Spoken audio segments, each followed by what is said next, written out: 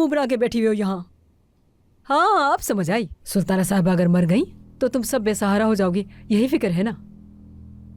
फातिमा, तुम किस किस्म की औरत हो? हाँ, एक इंसान की जान खतरे में है और तुम इस तरह की बातें कर रही हो।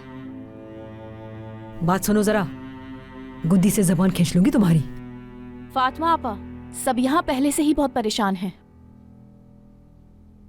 आज के बाद आपा मत कहना, फातिमा साहिबा।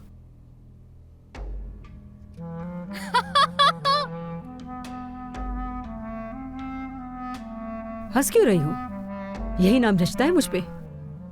ठीक है फातिमा साहिबा, हम समझ गए।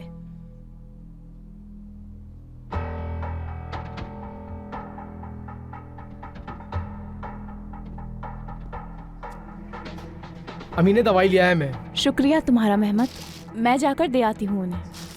मुझे दे अमीने आपा, मैं ले जाती हूँ।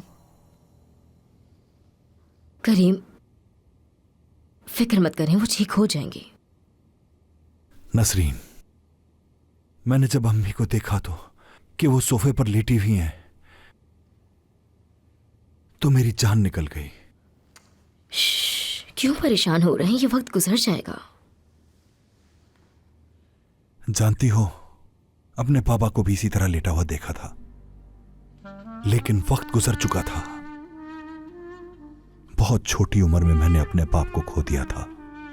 आज जब मैंने अम्मी को इस हालत में देखा तो ऐसा लगा कि मैं अम्मी को खो चुका हूं। प्लीज, कोई जरूरत नहीं है आपको इस तरह सोचने की। कुछ भी नहीं होगा उन्हें, ठीक हो जाएंगी वो। खुद संभालिए।